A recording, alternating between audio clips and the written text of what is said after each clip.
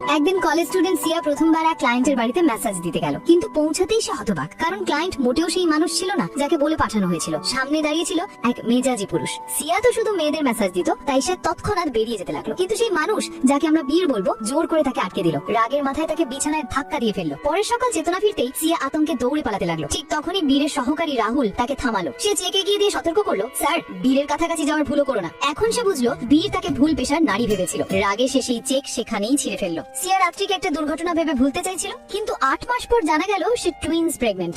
সমস্যা আরো বাড়লো, কারণ তার পুরো স্যালারি যায় মেসোমনির কাছে নানির ওষুধের জন্য। হাসপাতালের বিল দেওয়ার জন্য টাকা দরকার ছিল, তাই সে ফোন করলো। ফোন তুললো মামাতো ভাই রোহিত। উল্টে সেই অপমান করতে লাগলো, কার অবৈধ সন্তান নিয়ে ঘুরছো, আমাদের সম্পর্কও নষ্ট করলে, 30 লাখের দহেজের ডিল নষ্ট করলে, আর এখন টাকা চাইছো। তারপর লাইন কেটে দিল। মুশকিল হয়ে পড়ায় সিয়া গ্রামে ফিরে গিয়ে সেখানেই সন্তান জন্ম দেবার সিদ্ধান্ত নিল। অফিসে পদত্যাগপত্র দিতে গিয়ে হঠাৎ সে বীরের সঙ্গে আবার দেখা করে ফেললো।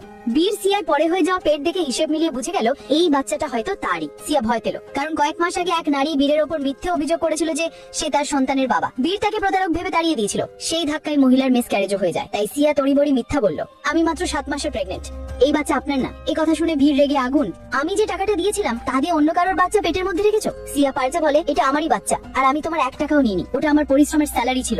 রাগে বীর তাকে বেরিয়ে যেতে বলল। সিয়া বেরোতে বেরোতে নিজের প্রেগন্যান্সি রিপোর্ট ফেলে গেল, আর পরে সেটাই রাহুল এবং বীরের হাতে পড়ে। এই সময় রাহুল সত্যটা খুলে বলল, সিয়া কোনো টাকা নেয়নি, সে কেবল একজন পেশাদার স্লিপ থেরাপি মেসাজ এক্সপার্ট। আর সবচেয়ে বড় কথা, সাবিত্রী তাকে 8 মাস আগে ডেকে এনেছিলেন। বীরের মাথায় বজ্রপাতের মতো সত্যিটা নেমে এলো।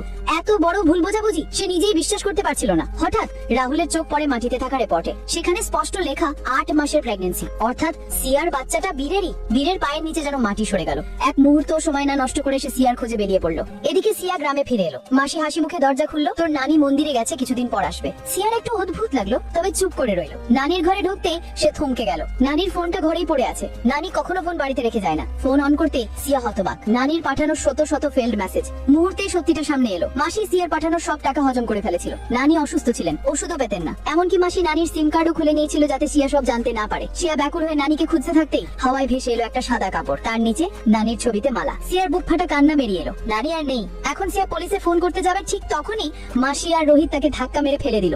আঘাতের ধাক্কায় সিয়ার পানি ভেঙে গেল, প্রসব বেদনা শুরু হলো। কিন্তু দানবের মতো নিষ্ঠুর মাসি চাইছিল সিয়া যেন এখানেই মারা যায়, তাহলেই তার সব অপরাধ চাপা পড়ে যাবে। এদিকে বীর গ্রামে পৌঁছে গেছে। দরজায় নক করে সিয়ার নাম ডাকছে। মাসি মিথ্যে বলল, আপনি ভুল বাড়িতে এসেছেন। বীর ফিরে যেতে উদ্যত, ঠিক তখনই রোহিত সিয়ার মুখ চেপে ধরলো। শেষ শক্তি দিয়ে সিয়া রোহিতের হাত কামড়ে চিৎকার করে উঠলো।